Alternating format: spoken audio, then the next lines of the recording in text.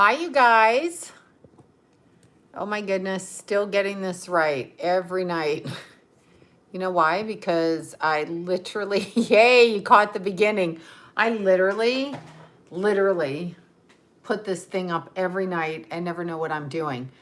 Okay, it's so hot. I'm like in my pajamas with a top over it. Not even my pajamas, a bra with the top over it, which is how you'd wear a top actually. Oh, I know. New moon in Taurus at 3 degrees, Taurus, 42 seconds. Let me see. 3 degrees, 24 seconds. 3 degrees of Taurus, 24 seconds. So that's interesting. Taurus is not my favorite sign in my chart because it kind of messes me up, but it's a new moon. Hi, you guys. Oh, okay. So, what was I doing today when I should have been working earlier, you ask? Okay, so what I was doing is all of these people that have been stealing toilet paper and paper towel for weeks, for freaking weeks on end, okay? They've been stealing the toilet paper. Look at this. My hair is like crazy. They've been stealing toilet paper. So we've been in lockdown. And by the way, it's self-imposed. Yeah, no, my arms aren't tan. This is how they look. I have really white skin, and this is what happens if I even go outside for a second. It's not really tanned. It's just whatever. It's all bumpy. Anyway, yeah, no, so it's like 36 days. So for this entire time, I have gone to look for toilet paper. Not that I needed toilet paper because I had toilet paper, but yeah, I have that hyperpigmentation. It's terrible. I have it all over me, so I turn other different colors. Anyway, so I get toilet paper for 2 houses and everything for 2 houses, right? So there's the studio and then there's the house. So I've got everything for both, right? So down there was stocked, but up here wasn't stocked. So anyway, I kept looking and I kept going to these freaking stores, right? And I would go into the stores and they would sell, and especially paper towel, they would freaking show, like sell a little teeny thing like this much, a paper towel, and it was $7, and it would piss me off so bad. So I kept looking and kept looking and kept looking. And so I'm not even going to say who, because I don't want them to get in trouble in their heads. But anyway, it was really funny because, so this is 36 days later. And so my friend, I'll just say it's Libra Lori, she calls me and tells me there's paper towel at our local Ralph's, right? So I'm like, okay, great. I happen to be next door in Rite Aid getting more nails. I tried to paint my own nails. I got this blue. This is really cute, but I have no nails. So I stuck these on tonight because I kept painting them and kept smashing into things with it because I put my makeup on, then the shit was all over my face. And I'm like, you know what? I'm just going to stick this shit on. So I stuck this shit on tonight. Anyway, because I miss blue nails and I have not worn red in 30 something years. What happened to your hair? My hair is fabulous. What do you mean what happened to it? What do you mean what happened to it? I cut it. Why? You don't like cut hair? I like cut hair. Anyway, they are kiss nails. That's what I did. So I stuck them on just to do it. But anyway, so I was in Rite Aid and Lori was next door at Ralph's. And thank you so much, Lisa.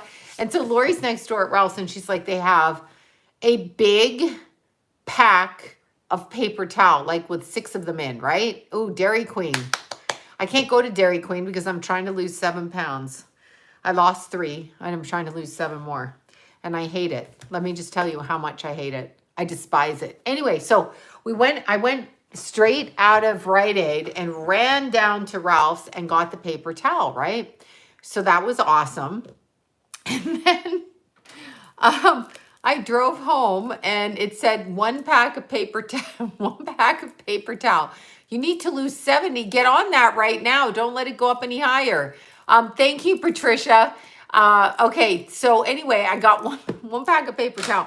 So then Lori texts me and she's like, I shouldn't even be telling this. So she did a scandal where she walked in She bought 1 pack of paper towel and she went out the door and then walked in the other door, bought a whole other pack of paper towel. I couldn't find it for a whole month. I was so fucking pissed off at these people. So today, me and her both tag teaming each other on the phone would go into her house, put on a different ball cap. I put my glasses on my face and I took them off my face and I switched my top. And we just kept not taking. I would have stole them if I could have got away. I love to steal out of the grocery stores. Don't judge me for that. I'm kind of a klepto. And I enjoy it because in California, unless you steal over $900 worth of anything, they don't even send you to jail. So like, I don't know, what's 50 bucks worth of stuff? I don't do it. I'm sorry, I don't do it. But with the paper towel, I did go and buy it. So did she. And we got 3 big bags of paper towel. I literally kept doing it. And here was our last trick. I shouldn't even say this because thank you so much, Jamie. I shouldn't say this because you're going to get really mad.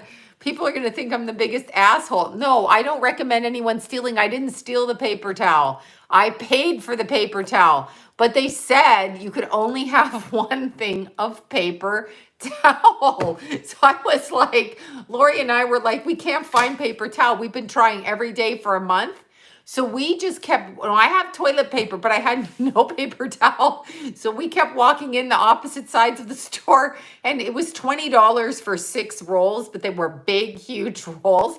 So actually, instead of me going to Costco and paying $18 for 16 rolls, which would have been fucking great. Thank you. I don't know how to say that name, P-R-I-S. I guess it's Pris. Thank you so much. So instead of getting 18 rolls for under $20, I just paid $60 for, let's see, how much was it? 8, and 8. So 24 rolls, which really kind of pissed me off. But the point is I got the paper towel and Lori got the paper towel and we paid for it. No, we didn't find any hand sanitizer. Good for you. You did. They don't have it there. But it just said 1 pack per household. So I have 2 households, but it's not the point. We just kept going around and around. I am known to be a klepto, but I did not steal. Yeah, I know. How do I pronounce Pris? It sounds like Pris. I know. Anyway, that's a lot of money for paper towel, but you don't understand. So we got it down to $17 and they are ripping us off. But my point is I waste more time looking for paper towel because when people come into the studio or into the house, you got to wash your hands. I'm not going to keep washing towels with their dirty ass shit on it. And what am I supposed to do? Spray them down with rubbing alcohol?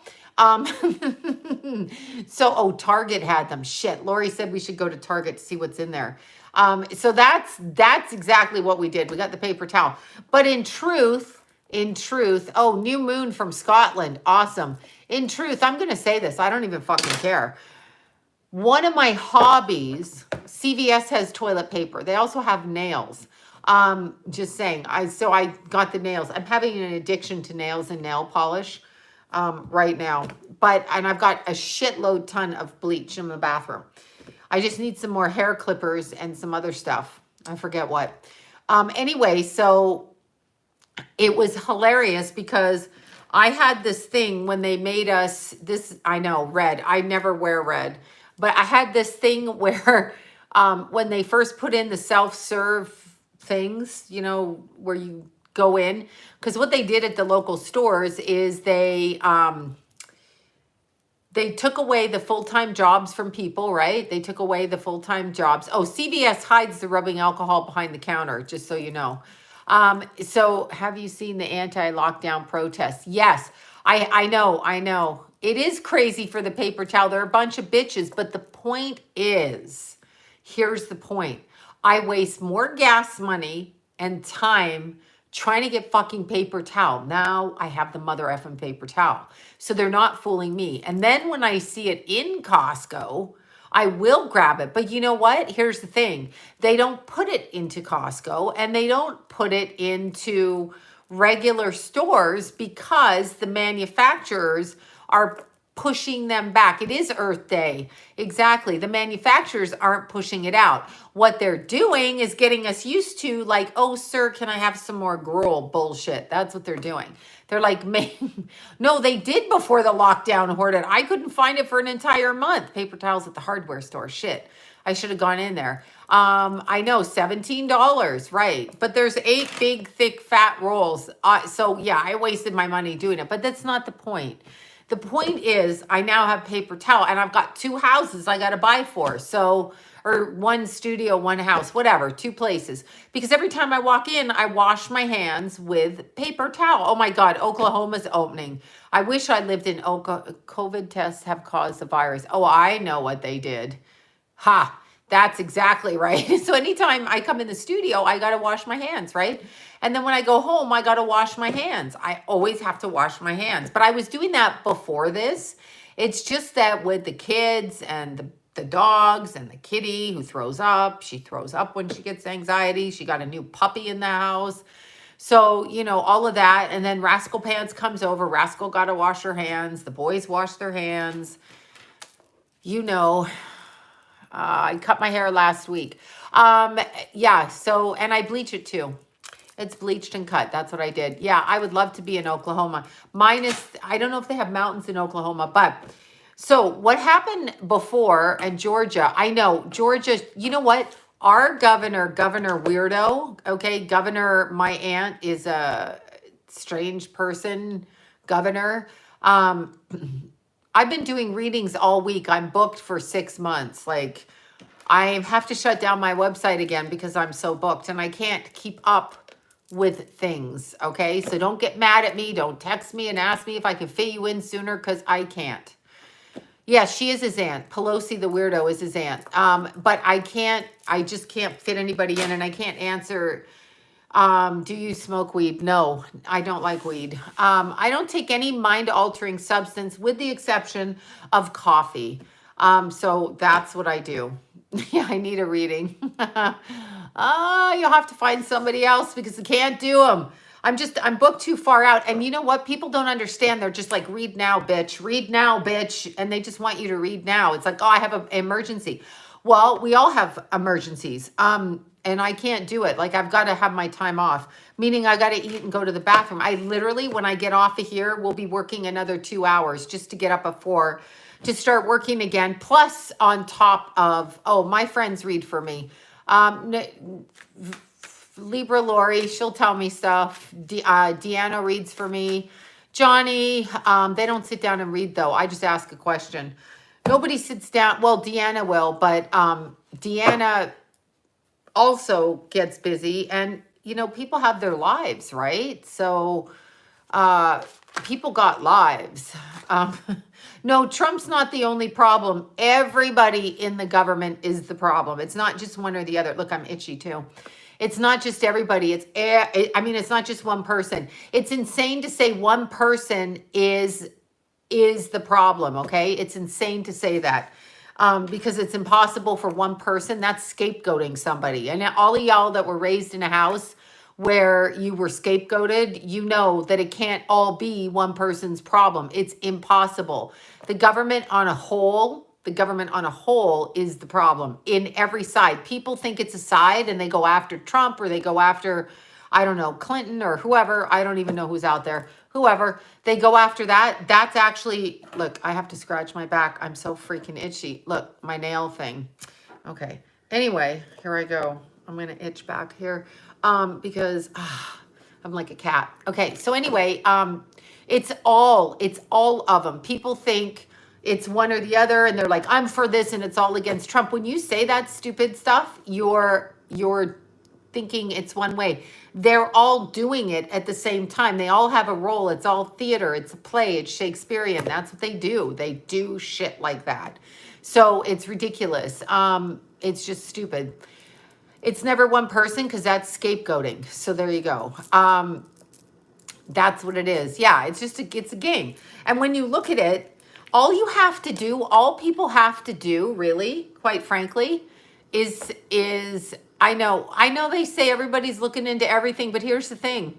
No one ever does anything ever. So like, why would anybody listen to the government in any way whatsoever. Can I get a private reading? You're hilarious. Not for me. I'm booked. So I just can't take any more people. I mean, I know it's obnoxious, but I can't work 24/7. I just can't. It's too much. After 5 hours a day, I'm like done. I don't want to talk to anybody. And I shouldn't have to, right? But people think I'm here to do it. They think all psychics are here to do it. Not true. Trump is part of the problem. They're all part of the problem. It's all a game. So it's a game. Mint chocolate chip, but I'm on a diet. That does sound good though. Yeah, I know. I will have 3 babies. I will pay double. I have 3 babies. No, you know what? I've turned people down. I've turned down 50 grand to do a TV show because I didn't like the person. You know, you can't buy me with money. I'll work for my money, but you can't like offer me money to do something more because I don't give a shit. Because that's control over me and I prefer to have my free time. That's really how I am. So you won't. I work for my money like you guys do, like everybody does. But other than that, I schedule around my free time, and my free time is my life. So yeah, I know I'm a bit of a bitch that way, but you could throw a shitload of money at me and I literally wouldn't take it. No, I could be bought, but not for readings, not for this. I mean, the way that you're going to buy me is never mind, but there's certain things that aren't money that you could buy. But like if you're like, hey, you want to go on a hiking trip out of the country, I'll pretty much drop everything and do that. You know, stuff like that, but not with money like that, and not with work, because work's work, and I'm not meant to be a slave, and no one's meant to be a slave. So, but I do like collecting paper towels. I love paper towels. Now that I have a bunch. Yes, trance channeling is real, but you're letting something in your body. That's why it's trance. Coffee. I can be bought for coffee. Pretty much. I am a coffee whore. I admit it. I'm a fucking coffee whore. Paper towels. Apparently I can be bought for paper towels, and it is a prison planet. So I don't think we can solve the cake, but I'm on a diet now, so I cannot be bought for cake right now. I could normally be bought. I have coffee. I know, but never mind. I'm not even going to say it. So I could say something just outrageous, but I'm not going to. I could literally be distracted. Never mind. But anyhow, I'm not saying it. I'm not saying it. Shut up. I'm talking to myself. I'm now the queen. No, Lori and I both have the paper towels. Thank you for that. We both have the paper towels. It was her idea and my idea. And then I went in and took another one. She took another one. She took another one. Then I took another one. That's what we did. Yeah. So we just had to do that, right? But yes, trance channeling is real, because what happens is, because I used to do it naturally when I was younger and I had no idea like what was happening. So I was little, but I would step out of my body, fall asleep here. So if you're watching me, I would just fall asleep, and then I would step out of my body and the dead people would sit like right in front of me and I'd be able to talk to them. And then I would wake back up 20 minutes later and then mention whatever, whom or whatever I saw. However, having said that, I didn't really like that. Cuban coffee sounds really good right now. I didn't really like that. It was Bounty paper towel. Edgar Casey's a sleeping prophet. So I guess it is a little bit like that, but he slept for several hours at a time and became an alcoholic and died. I think he was like 65. Let's look him up. I think he was a Pisces, but he became an alcoholic. Like, it's hard to explain. I do the readings, obviously. Hold on. I'm going to open the front door because here, hopefully no one walks in. Maybe a nice raccoon will come in and visit, because I'm starting to sweat, but it's the heat, not menopause.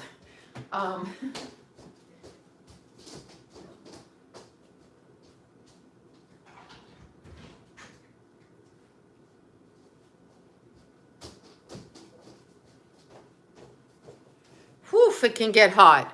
Okay, so I think Edgar Casey ended up being an alcoholic, if I remember correctly. It's a lot of pressure. It's a hard thing. I mean, every job's a lot of pressure.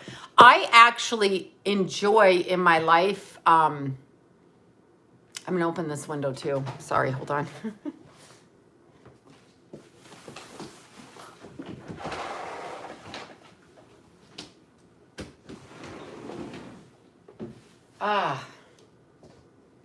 Okay, I'm kind of shoved in the back here and the heat sits on here.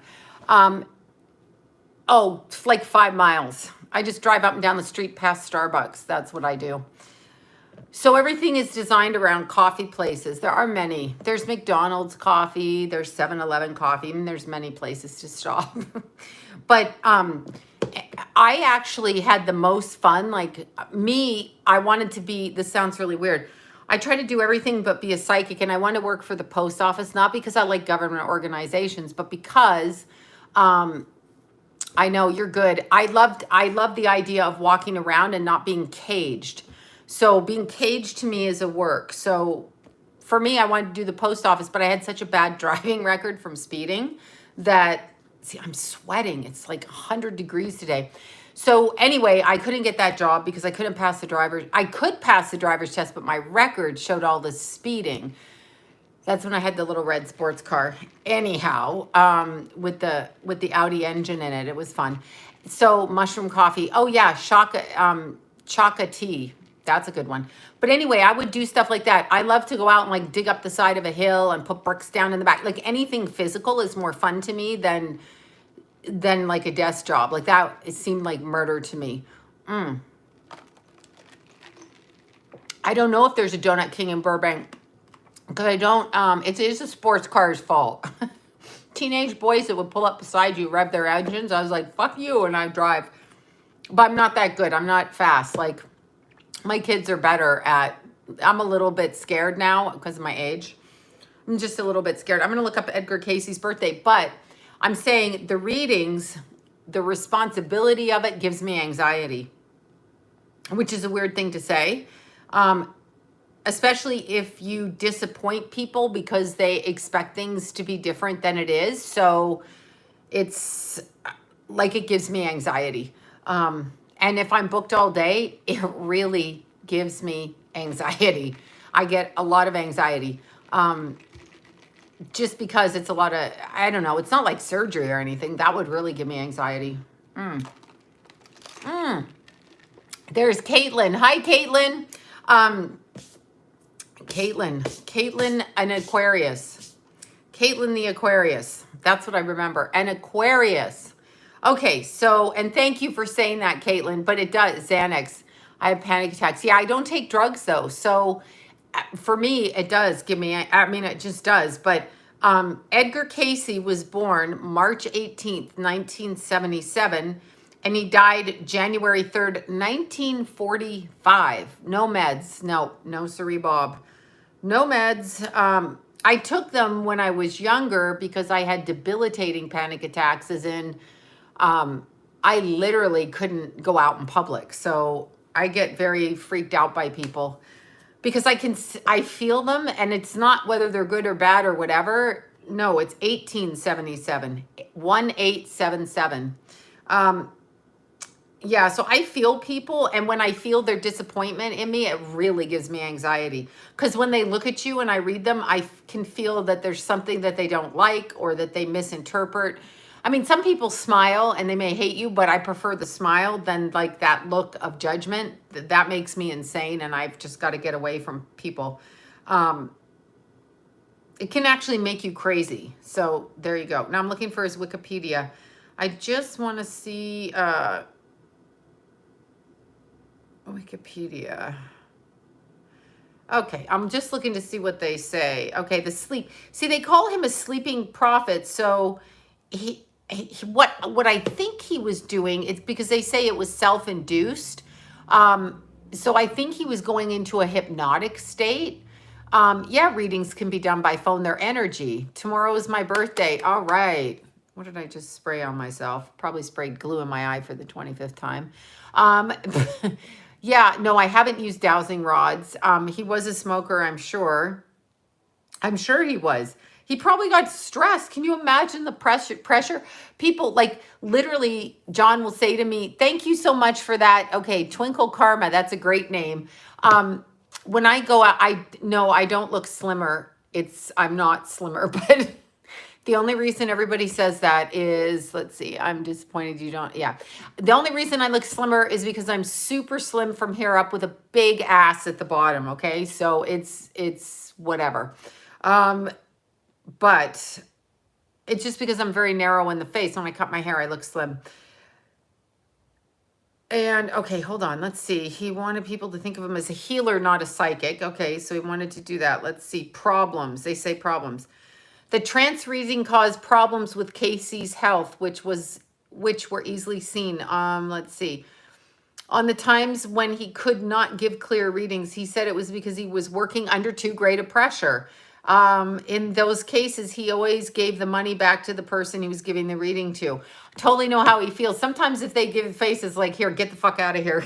Because I read in person for literally 30 years. I read people in person, like to my face, and that caused such anxiety. Not everybody. I mean, there's some lovely people. I have some lovely people like that I love, that were clients of mine.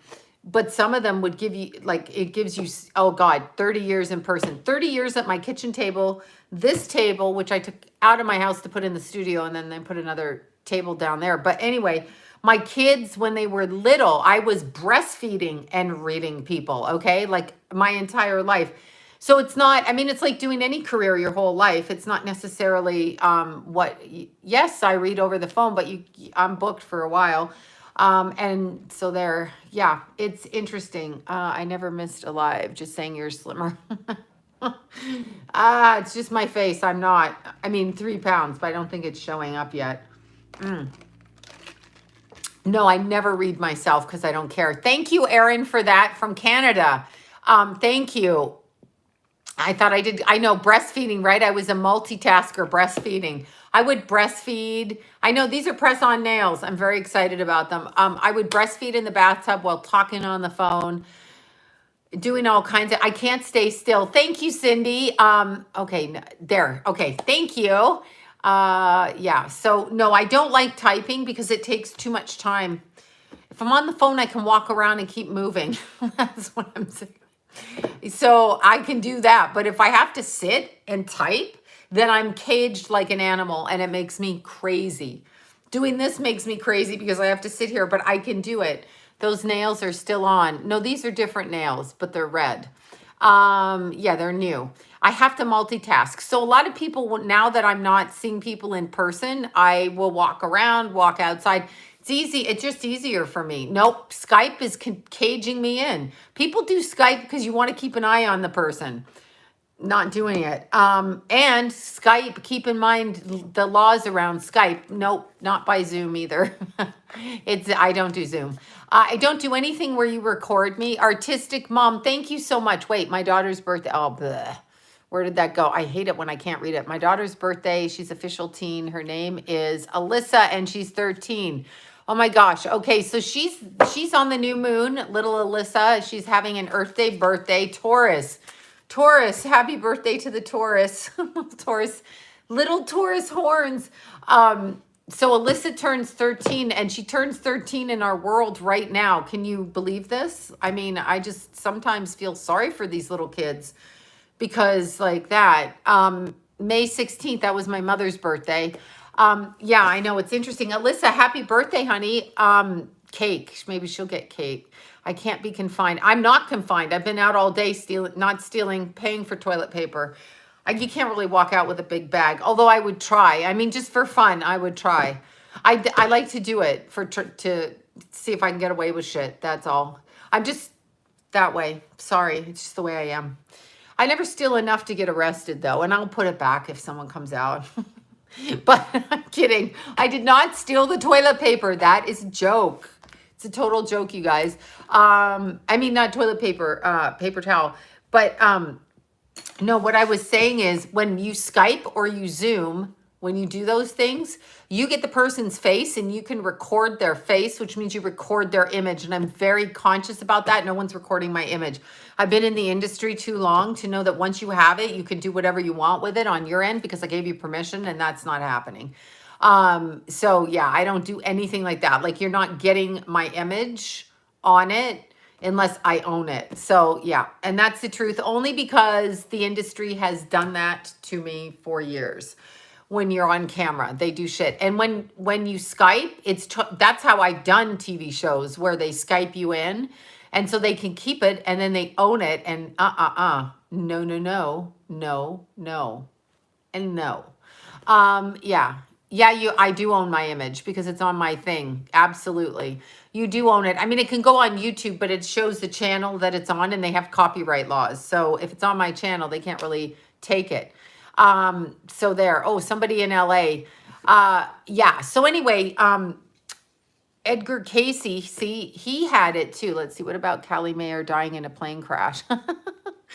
Why did he die in a plane crash? I'm like, no, these people aren't going anywhere. These people are causing this issue. It's unbelievable. Let's see. I don't blame you. Still excited. Oh yeah, good. Don't blame me. You can't. I can't answer all my emails. I have separate phones, by the way. You guys can email this phone all you want. I turn it off now because there's too many. There's 200 emails or texts. Sorry, not emails. 200 texts a day. So I have a private cell phone, which is what I record on. And that's the one that let's see, do your friend Andrew. Yes, go find Andrew. He does readings. I mean, ask him. I don't know. I think he does. But what I do is I just have a private cell phone, and that's what I do. Because I get to have a private life. That's what I get to have. I know it's really, Lilydale. I'm sure Lilydale's great. I haven't been to Lilydale ever. Mayor Yoga Pants. I know, right? Mayor fuck yoga pants. I know they say that Edgar Casey is David Wilcox. I'm not sure I believe that, actually. And I'll tell you why. Because no, John Benet Ramsey was murdered. She's not alive, and she's not Katy Perry. The only reason I say that is I channeled her and I felt very much like she showed herself to me. She's not Katy Perry. She's not Lady Gaga. She's none of those people. But wait, no, I said, because this picture right here, I've carried with me for 35 years and I'm not taking it down. And I can like people. She's beautiful. So why wouldn't I have a picture like that up there of something that I enjoy? So I enjoy things. It doesn't mean you can't have pictures of people you enjoy. And that was tipped to me by somebody years and years ago. And I've carried it from everywhere I've been in Los Angeles. So she stays, and she's always been in my living room. And so there. And Jimi Hendrix had a very rough life too. So why would I have his picture up there? Because he was the first person I channeled. And why would you ask why people have shit in their living room? What business is it of yours? Unless it's your living room and you bought it, right? Anyway, it was given to me. It was a gift. And so was that Marilyn Lifetime magazine over there from my father-in-law, original copy I put in a frame with Marilyn on it. And he left it to me in his will, and it's up there too. That is why the fuck I would have it on my wall. Duh. People ask such rude questions. What's wrong with people? People be bitches.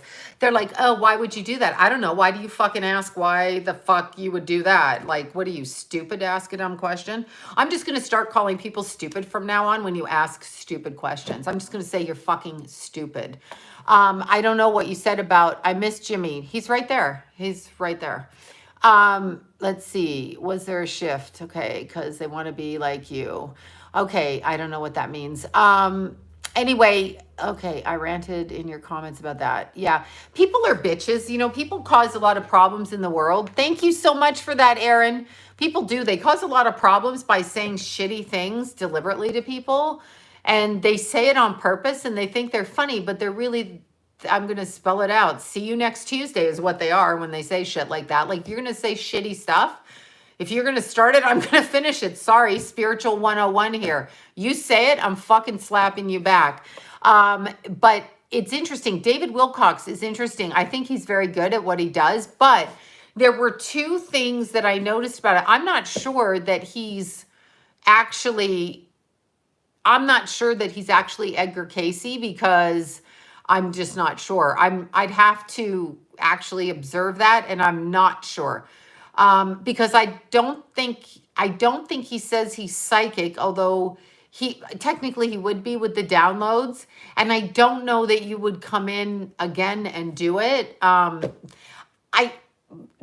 my concern with David Wilcox, and this is going to sound horrific because I don't have any issue with him personally, at all. Like, I mean, there's nothing I dislike about him or anything like that. And I'm new to knowing who he is because I don't really know who everybody is, obviously.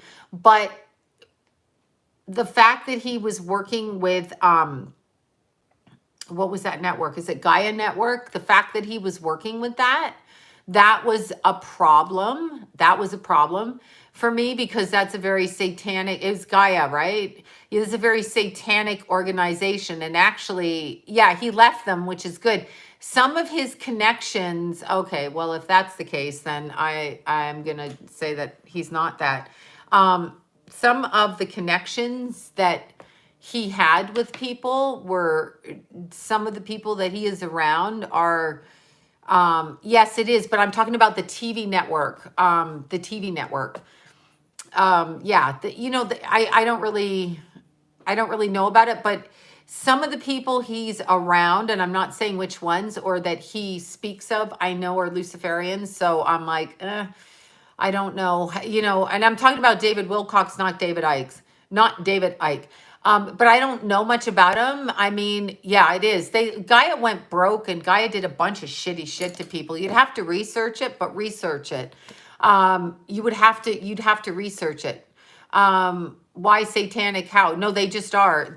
Because they are. They're known for that. It's just, that's what they're known for. You can tell. You've got to do the research, but I love Ike and Wilcox. And yeah, I don't know. I don't feel him as Edgar Casey. Edgar Casey to me was different. It's like he fell into his job. Yeah, Gaia is bad people. Exactly.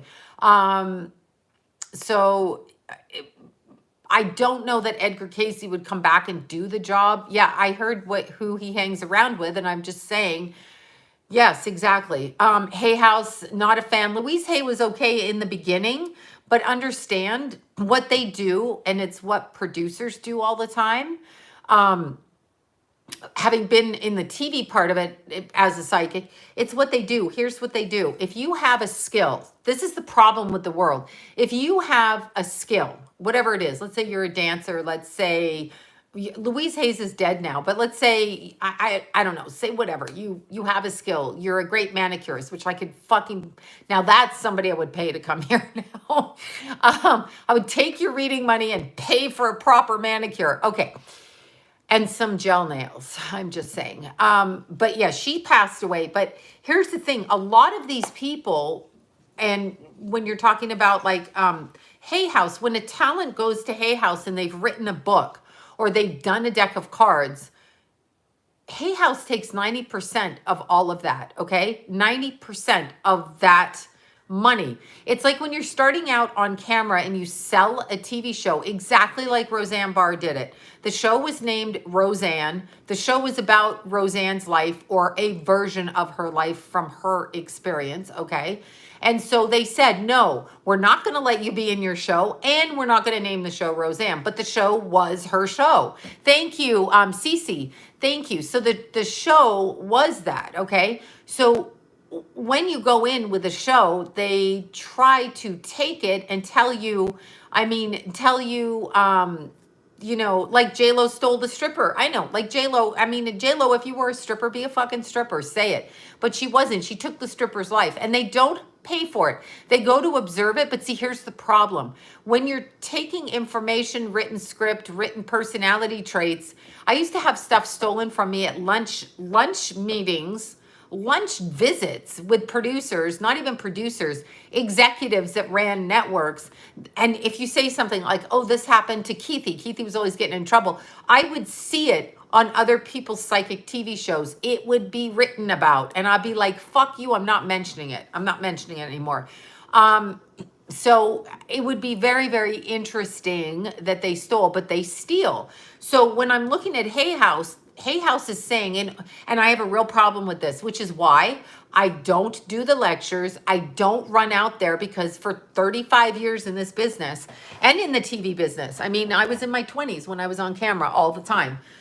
I do not go in those groups, join Hay House, put Hay House on my name or any other fucking organization, because it has nothing to do with who I am. I either have a marketable skill or I don't. I'm either an artist, a manicurist, a dancer, a painter, a construction worker, whatever it is. I do not need to be owned by you, and you are not taking credit for me. This has been part of my problem. So now I'm in my midlife life, end of almost senior soon, all of that shit.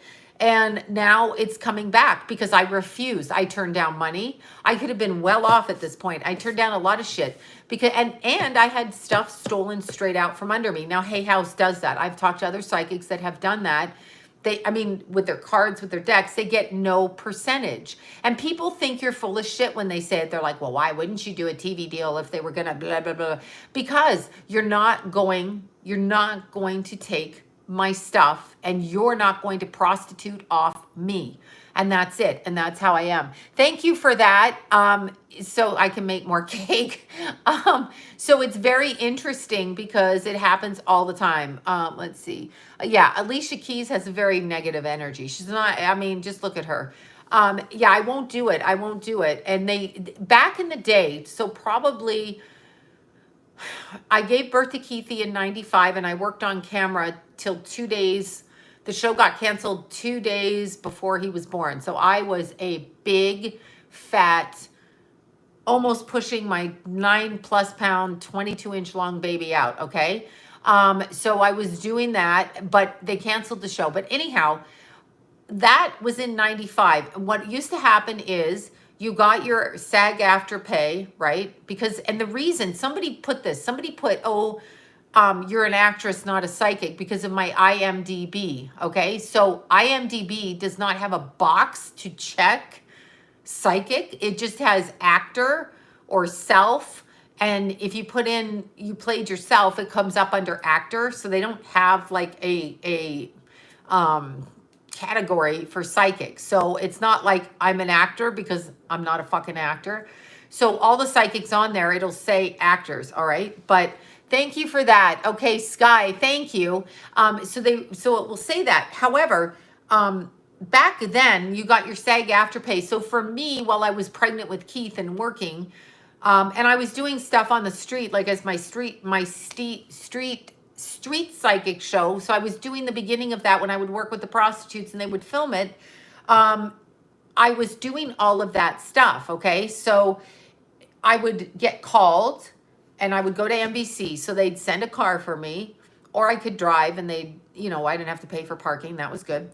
And I would be on camera. So they might film an hour to cut it down to 10 minutes, right? So they would do that. And then I would make, at that time in the 90s, like $2,000. So then, I mean, for just that one day, thank you. And whatever, thing. And it was properly paid. You're not going to make less than $500 for the hour. Okay.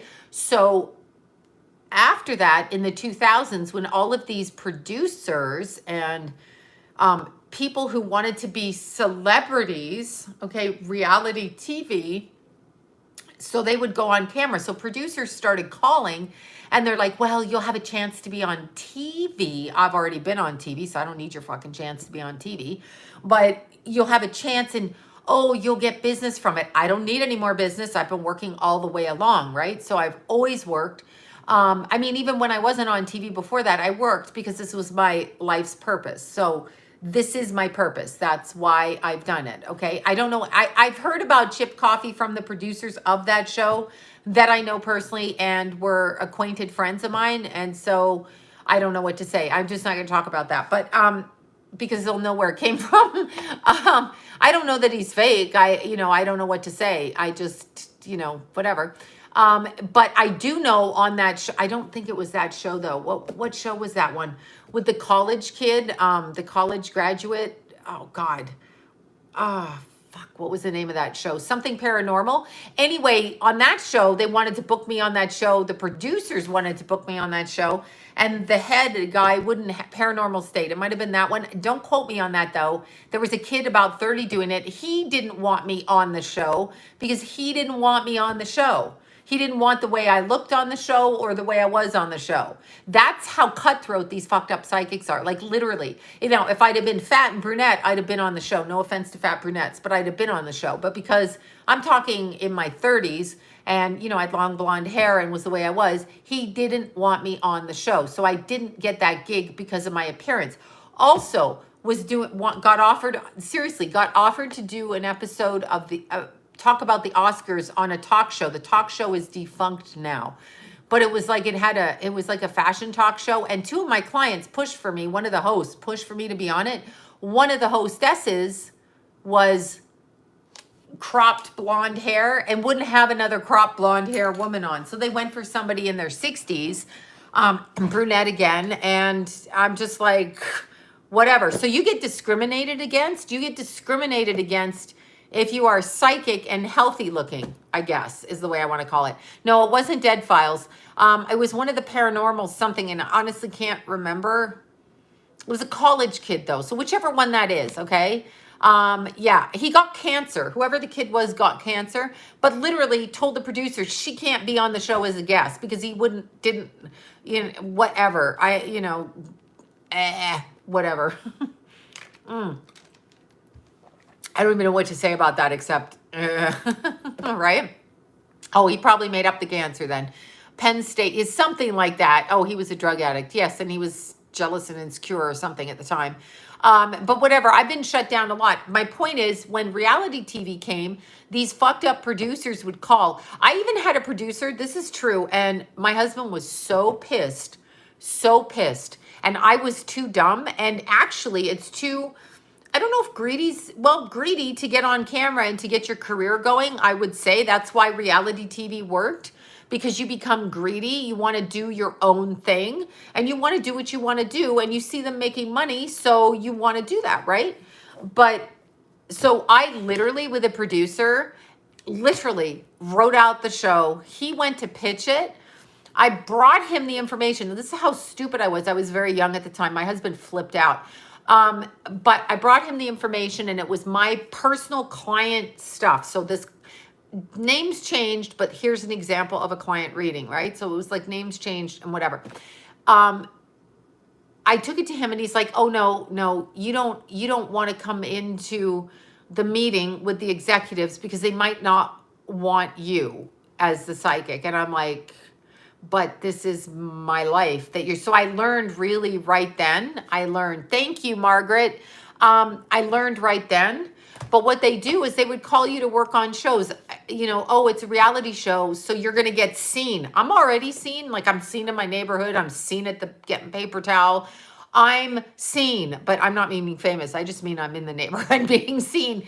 But it was interesting because I always made them pay me. I would never go on for free. I made them pay me. I know they're press on nails.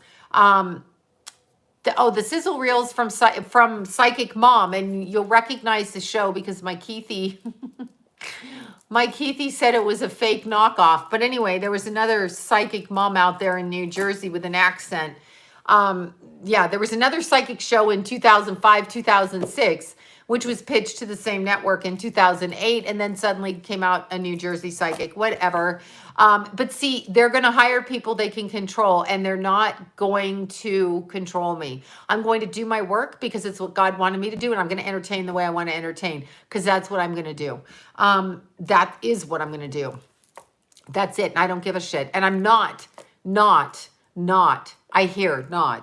doing what they want you to do in the networks. I actually did a pilot called Baby Whisperer, Starseed. Thank you, Starseed. I did a pilot, I think it was called Baby Whisperer. Anyway, when I walked on, so I'm my personality like this, right? And somebody let me, go into their house. Like they hired whatever, they cast a family that needed their help with the baby and pregnancy and all of that. When I went on the show, the producer said to me, "Oh my God, tone your personality way down," because he had a version of what psychic was. as opposed to what psychic really is. See, in his mind, I'm not really psychic because I'm too hyper, I'm too, out there, I have big boobs, whatever. I can't really possibly be fucking psychic, right? Like, no. Because there's a look to psychic, unfortunately, right? But anyway, when they took the show to pitch at the network executive was a client of mine, called me up and said, "What did they do to you on that pilot? Because it's not you, like, you're not your fun self." So she didn't buy the pilot because the producer had the wrong idea about what a psychic is, meaning he supposedly hired me and then fucked my head up by saying, you're too out there, but I am out, like I'm too hyper, whatever it is. Thank you for that. Let's see. Raised by wolves. I know how you feel, raised by wolves. So that's what happened. So a lot of that happens because they don't really they want you, I figured it out. They want you to look a certain way because if you are articulate in any way, if you're not drunk, if you say things that make sense and you take care of yourself, then you're a threat, okay? Then you're a threat. So the producer may have had his own ideas because he couldn't follow orders, but he's totally structured my personality into a bland, serious, you want to be taken seriously. No, the fuck I don't. I do what I do. You take me seriously or you don't.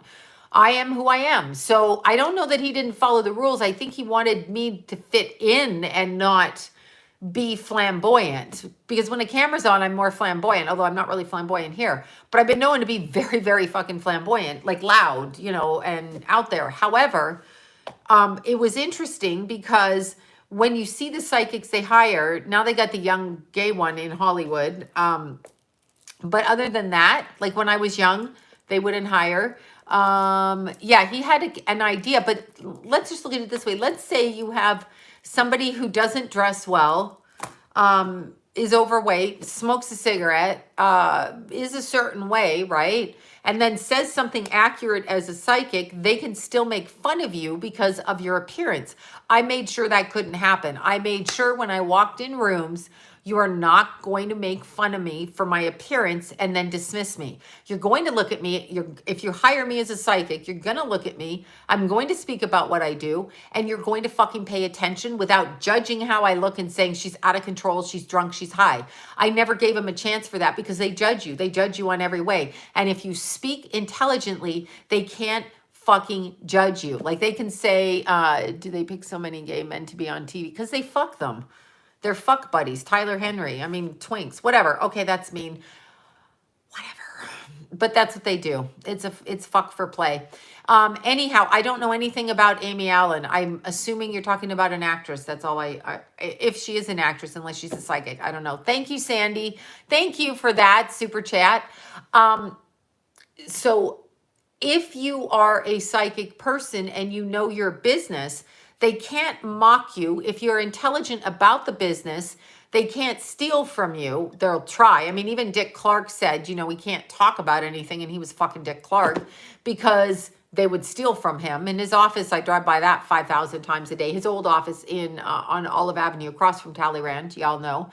We're psychic. Oh, Jeffrey Wands. Yeah, I do know Jeffrey Wands. He was good friends with a friend of mine, but I never had a reading with him, so I couldn't even speak to that. I watched the movie Out of Shadows. It's great, great, great. Anyhow, Amy Allen did the Dead Files. Sorry, I thought she was an actress.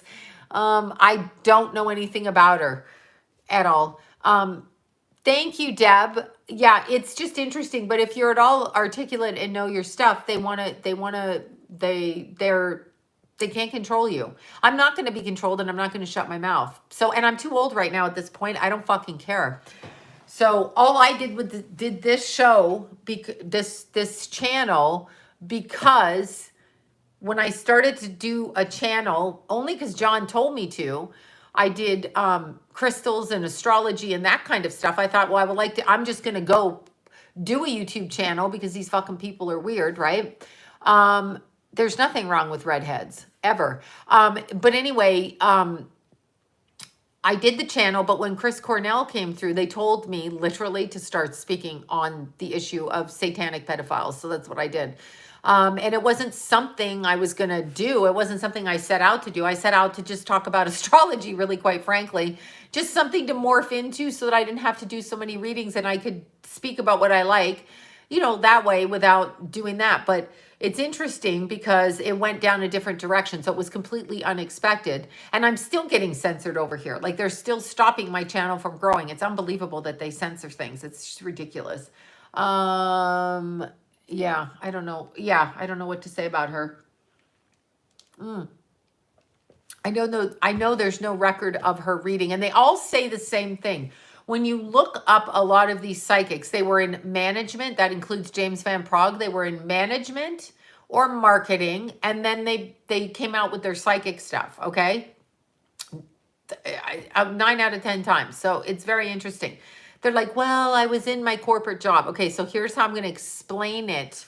I was never in a corporate job, and I read in the strip clubs, and I stripped in the strip clubs, and I was underage, and I never fucking had a corporate job. I was never legit or educated or anything like that, and I didn't come to it late in life. I did it as a kid. My kids did it as a kid.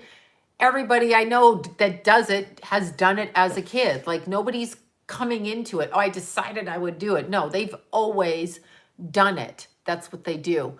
Oh God, Stephanie, thank you. I don't know anything about Bon Jovi. I never liked the music and I never listened. I do know his guitarist though, and he's lovely, Phil. And he's from Toronto. So we've been at a couple of weddings of a friend actually. Doesn't appear that Tom Hanks is dead because I just saw him doing something. Remember the 900 psychic numbers? Yeah, I worked for Psychic Friends Network. Long time ago. Woodbridge, Ontario. Yes, my dad belonged to the Woodbridge Country Club, if you can remember such a thing. I think it was by the racetrack out there. Yeah, no, college wasn't for me. I don't want to sit down in a class. I don't want to do that. I prefer to go out and explore the world. That's just who I am. Yeah, you can like Amy Allen. I don't know who she is. Tom Hanks is dead inside. I do love the Bay City Rollers. Definitely. I don't know anything about Richie Samboro. Yeah, Joseph, I did a TV show with him. Thank you. I think that was Aaron. Yeah, John Holland, I like his cards. I do that. Somebody likes a guy named Keith. I love my Keithy. My Keithy is the cutest. Let's see. How do you know that was really? I don't know. It was Tom Hanks. I really don't know. I just know I don't like. Oh, Shamar Moore. That's interesting because when I worked at a shelter and I was pregnant with Keith, I had to take the kids to. We got invited to celebrity events, and he was one of the people there, and he was actually really nice. I think it was a baseball game back then. But he was beautiful, a beautiful man.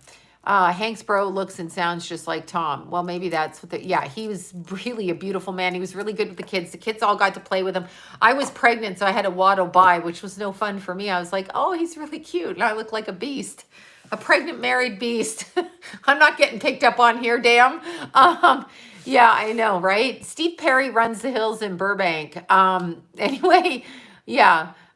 So there, oh my God, I don't know I don't know who that Matthew person is. Can you read if a psychic is legit or not?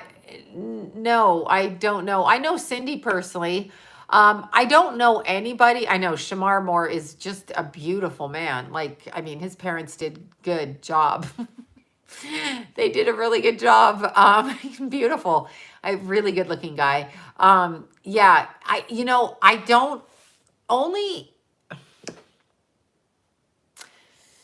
I don't know if any psychic is legit or not unless they read for me personally. So I can't speak to the reading. What I can speak to is certain people I know did do certain. No, I don't know anybody in Edmonton. I don't know.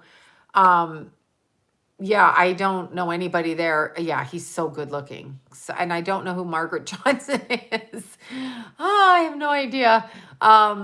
Yeah, it's interesting. But yeah, happy birthday to all the Tauruses out there. No idea. I mean, there's a lot of people that I know like I was saying, the whole time, that John and I have been together, my friends ask him questions. They don't necessarily come to me. He's the one that has a natural ability. I know guy psychics that are incredibly psychic. My son is critically. I did a Heather O'Rourke video. I can never say that name.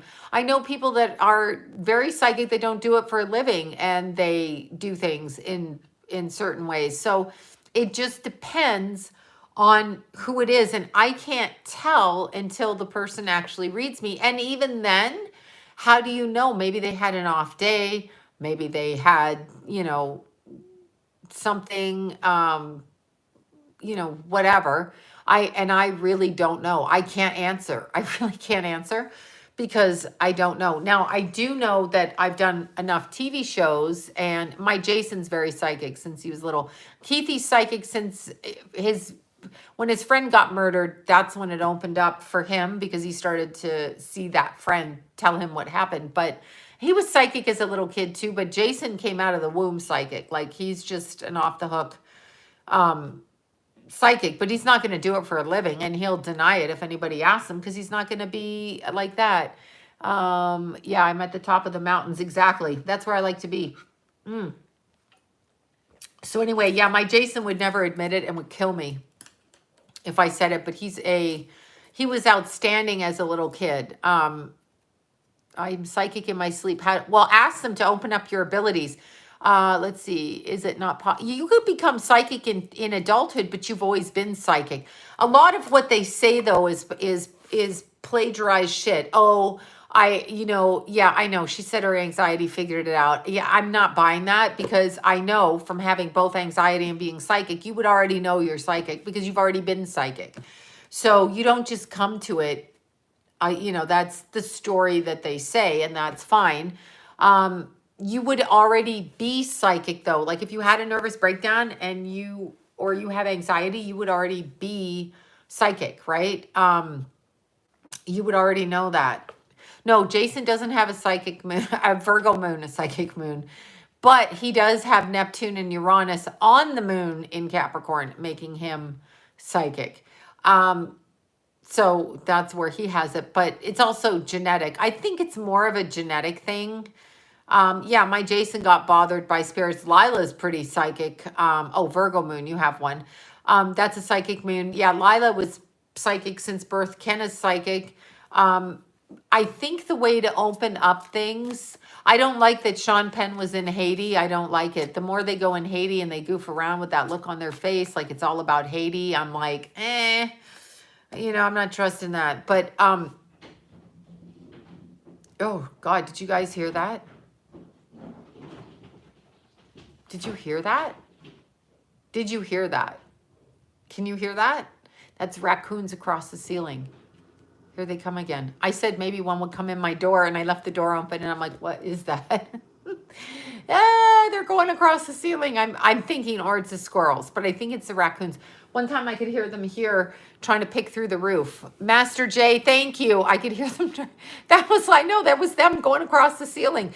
They jumped from the tree, and they jumped because this little studio's attached to a house. And so there's a tree right over the back. So I come up here for the peace and quiet. I can't do it in my house because I got too many animals, too many kids, too many people. So there's a lot of that going. CIA on the roof. Yeah, I think it's the raccoons. I heard that. I know. I was like, what is that? You hear it every time you come in here. Loud raccoons. They come from across a tree and they jump like boom, and they jump from roof to roof. They're naughty. It's just happy for them. It's a new moon, and raccoons, or it's aliens. You're right. I think, yeah, I think you are, Pisces is a very psychic moon. I think, how do you improve your vibrations to heighten? I can't control my psychic side. I have no idea. I can't ignore it. I don't care that I get information at times. Like, I could see, I don't fucking care. Like, it's not, hey, I'm just one person. I do my work. And then if I see stuff, I don't bother. I'm not here to save the world or save anybody. I just have a job like you have a job. It's nothing different. It's a job that I chose to do. That's the difference. But it's no more or less valuable than any other job. And so when I get psychic information and I'm out in public, I just don't do anything about it. I mean, oh yeah, that's probably the raccoons. I just don't do anything about it because it's not my job to walk up to every stranger and go around like, hey, I'm here to prove I'm psychic. No one cares. No one really gives a shit. So, now if I'm with family members and I see something happen, that's, that's maybe different if I feel like talking about it. Other times I just shut up and go away because I really don't care, meaning I can't be on all the time, but that's the truth. Yeah, it is a calling. I don't know that it's a gift, it's a ability. I don't consider it a gift. It's just, quite frankly, I don't have any really, I can hike and I can do this. That's about all I can do. So, I'm not a great cook. I'm a plain cook. So what else am I going to do for a living? I had to make myself a living. That's what I had to do. So this is what I did. You can't strip forever, right? Because you can have kids. And like, I have friends that are still in their 50s doing porns, friends that I knew in my 20s and 19s, but that's not something I wanted to do. So I knew that I didn't want to go that way my whole life because that seems like a really hard thing to, keep your body in shape like that for that long. I'm like, no, I don't want to do that. So no, I'm not going to do that. But I had to figure out a way. And astrology was really my passion. Like astrology, I just love, like when I see a chart, I love to go into the chart. I love to see the planets. I love to see the movement. So I was really able to first focus on the astrology. And then quite frankly, the psychic thing is just easier than doing like hours of chart readings. I mean, I do it because I love it. I really do love astrology. But when I was little, I could tell stuff. I was always talking to spirits. I mean, it was just the way it was. But when you're psychic, I mean, I suppose you could have some sort of electrical disturbance in your body, meaning like electrocution or car accident that changed. My friend Psychic Mike, he is a comedian who is a psychic, but he was in a near-death car accident and it opened. His mother was a professional. He tells the funniest story. I have him on tape somewhere because he was one of the psychics in my street psychic show, but he was hilarious because his mother is a working psychic and always was. So he is the kid of a working psychic. Like my kids are the kids of a working psychic. And so he's like, I thought my mother was full of shit. And that's what Keithy used to say. Keithy said, I just thought you were full of shit. And he almost died in a car accident. He was in the hospital like 6 months. I think he was like 20 or something. And I met Mike on a show called Psychic News. And if any of you know Glynis McCants, she was on that show too. Way back. Keithy was literally 8 months old, okay? 8 months old because I took Keithy to the taping and had John hold him while I breastfed in between because I wouldn't use bottles. I was a nut job mother. I had to be the perfect mother, even though I was the worst mother on the planet because who wants to drag a poor baby everywhere, right? So we were all on that show and I met Mike and I can remember handing the baby to Mike while I had to go and run on camera. I'm like, here's the baby. Mike was what we call a gambling psychic. So what he did is the gamblers would call him the horse racers. And he would be like, okay, in the fifth race on this, they tell him, yeah, the numbers lady. That's right. She was on that show. No, it wasn't Shar Margolis. It was Glynis McCants. Anyway, we were back there. So this is like 24 years ago. And she did something different. I talked about, Down and Out in Beverly Hills. What the hell is his name? The actor. Nick Nolte. I talked about Nick Nolte. I talked about something else. I look really strange. I look cute on that one. But yes, Coast to Coast. I guess, yes, with George Norrie. Anyway, I look cute on that one. And I thought I looked so horrible at the time. I look back, I go, oh, I wish I could. But I had just literally had Keith. So I was there, and they weren't going to hire Mike, but Mike's been a working psychic for 25 plus years. So yeah, it was about 24 years ago. Thank you for that, Tamara. Thank you. So anyway, Mike had a car accident, and almost died, was hospitalized. And then he said when he realized, he's so sarcastic, he's like, and then I was psychic, you know, he gets all upset about it like that. But he's a working psychic. And I have clients that go to him, you know, and come to me, they go between the two of us because it's, you know, whatever, we're just similar. He's a guy and he's like, he's as aggressive and legit. And he taped my pilot. He came and did it with me. So he worked on the streets in Hollywood and he did that with me. But yeah, he's very interesting. Okay, so the way to tap into your abilities, if you have abilities, first of all, you have to allow them to come out, okay? You have to allow them to actually come out. So you cannot judge your experiences, even if it doesn't make sense to you. Hardest thing about being psychic is saying something, because when you are reading people, now I read them face to face for years, meaning they were sitting this close and I would read them, and I'm in a reading for an hour and a half. Thank you, Stephanie. Thank you so much. I'm in a reading for like an hour and a half. I'm sorry, an hour and 15 minutes. That was my hour reading. People used to come in my house, use the bathroom, use the fridge, whatever, but you're sitting, you're actually like looking at them. So you really do have to understand you're vibing them. And this, you may say something to somebody, and the look on their face will discourage you from saying it. So they can get a look like, you know, like they don't believe you, or you can interpret it that way. So when you're doing the psychic stuff, yeah, you just part your hair and put the bleach with a brush like that. And in the back, I just smush it all over the back and then shave it. But anyway, I've done it for years. I've done the bleach myself. I go to my hairdressers, you know, every couple of months, but I've done my hair since I'm like 14, really, quite frankly. So the way to open it is when you're reading for somebody, you have to understand, okay? Oh no, you have orange hair. I know you didn't leave the bleach in long enough. You probably need to do it again, and leave it in a little bit longer. So keep testing it. Stand in the mirror and keep testing it and be ready to wash it off. And don't use more than 20% peroxide. That way you won't mess it up. Somebody just texted me. But here's what you do when you are reading somebody, because this is what upset me and got on my orange hair bad. I don't know if it's bad. It depends if you want orange hair or not. Yeah, you can use purple shampoo, but I tend to re-bleach it. This is a big, see, because I let the roots grow out. This is a big golden here, so I'll re-bleach over that to bring it down again, but never over 20% peroxide, really. Okay, so when you're reading somebody, you have to understand that they're going to maybe not understand what you're saying. They're going to make faces, or keep in mind when you read anybody's energy, people have a perception of their life. For example, I'll just give you an example. If you grew up in a small town in Florida, right? And you're there your whole life. So you go to high school in Florida. So you assume you're going to marry the football player in Florida. You're going to grow up in Florida because this is what your family did. You don't even know what it's like in New York. You don't even know what that's like because you're so used to being in your little town in Florida.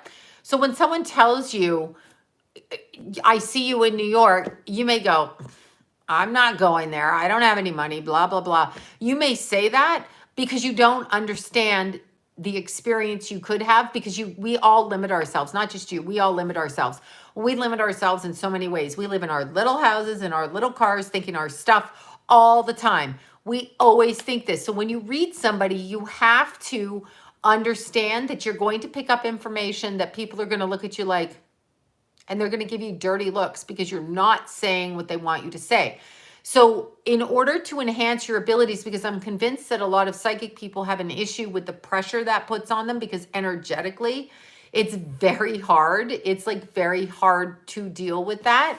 So energetically, what you need to do, okay, what you need to do is say, this is what I say. I say I'm a telephone, literally. So telephone has no personality, okay? The telephone has no personality.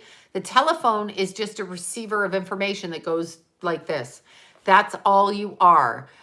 You are a receiver of information. No, we're all in little towns. I use Florida because I don't live in Florida, but I'm saying we're all in little towns in our lives. We don't understand what the world is. We don't even give ourselves credit. We actually, I've got to stop. Stupid people actually believe right now that the way the world is legit. People actually think, okay, that the world and what we see on the TV is correct. They can't even think outside of that from what's fed to them in a box. So how do you expect them to understand intuitive information coming, okay?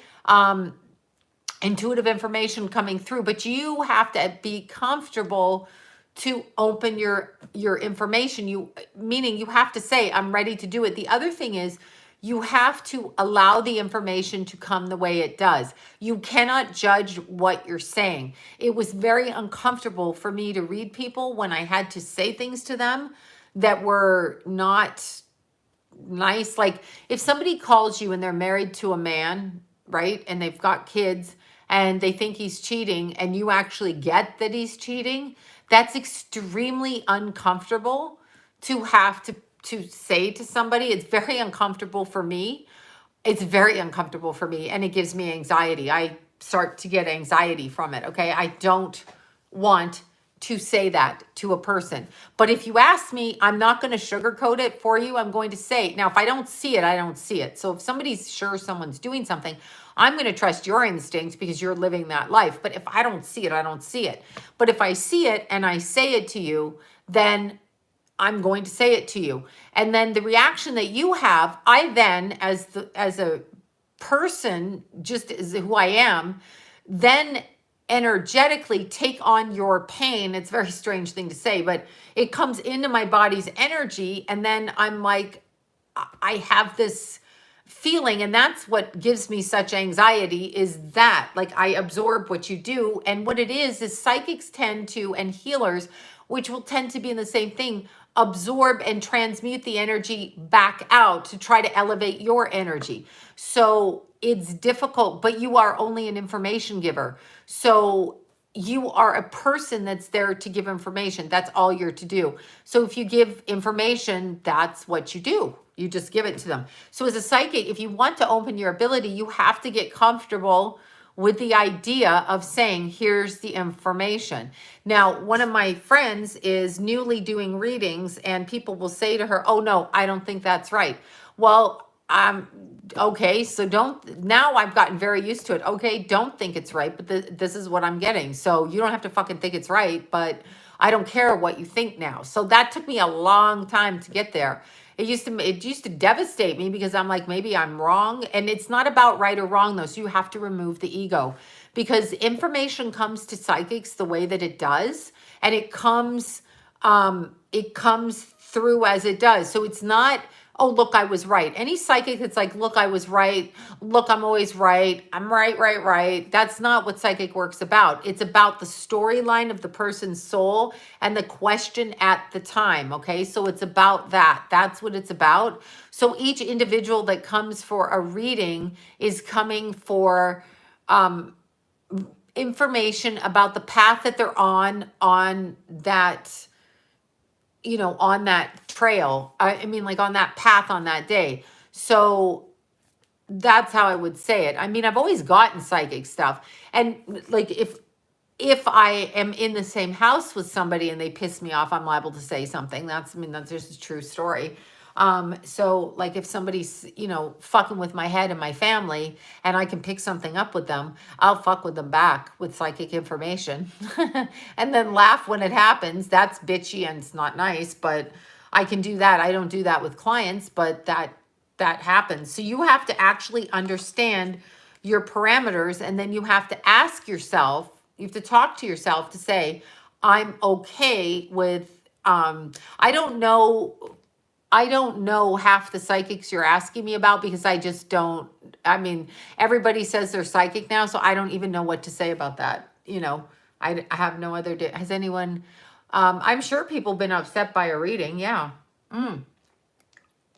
Why wouldn't they? If you're saying something they don't want to say, like, am I going to get that job? Am I going to do this? Am I going to do that? Abso-fucking-lutely people get angry. They definitely do. Why wouldn't they? No, everybody is. They say they're all psychic now because truthfully, when I was doing it way, way back, you got called, fake, bullshit, whatever, oh, you're an actress, you're this, you're that. And you took a lot of heat for it. Now that they see that people make money, they're like, I'm psychic. Well, it's not just saying you're psychic. It's like, do they actually do the work? If I were going to go into business right now for myself as a psychic person, I would literally, my advice to anybody out there, if this is really what they are and they want to try to do it for a living, I don't think it's that hard to do for a living. I think it should be something that you want to do for a living. But if you wanted to start a business, you should probably practice on your friends, 10 or 15-minute readings. Not your friends will try to drain the shit out of you, so it should be brief. You can ask them till you feel comfortable, doing it. The other thing is, you should never do readings for free. You should always take an exchange energetically, because if you do readings for free, and I know people are always like, why do psychics charge money? Because you're sucking the life out of me, and I'm gonna. Thank you, Mindy. Thank you so much. They drain everybody. I mean, that's why a doctor charges money too. He shouldn't be out there doing it for free. It's his life force. It's got to be an exchange, period. It's an energy exchange. If you don't exchange energy, you are putting somebody in servitude to you because they owe you. Okay? That's what's wrong with all of these, where they give money out all the time for free. Oh, you don't have to do anything. Well, now I'm indebted to you because energetically I fucking know this. It's not even. So when it's not even, you got one up here and one subservient. It's ridiculous. I don't care if you give them a cookie. I don't care if you give them, whatever it is. I don't care what you give them, but you have to literally do an exchange. You've got to do an exchange like that.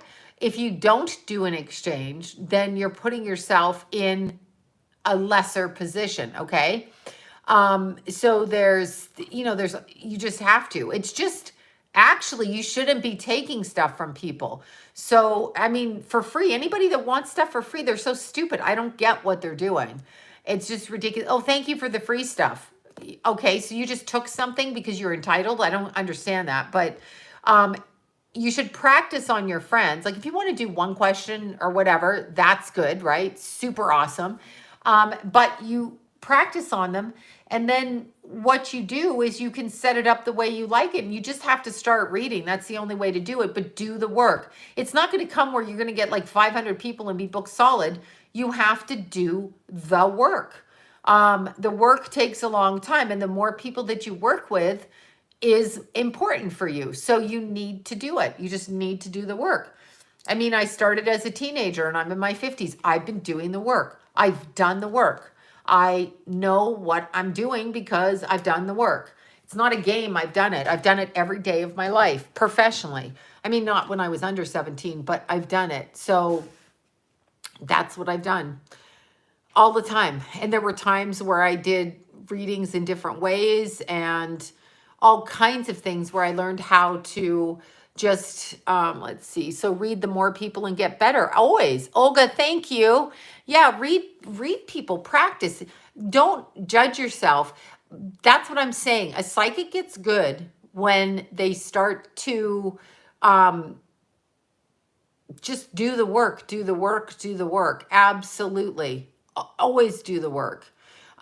So it's very important to do the work. Otherwise, you haven't built your repertoire to do the work. Even if you have a God-given ability, you still have to do the work. You don't get to not do the work. You need to do the work. So it's important.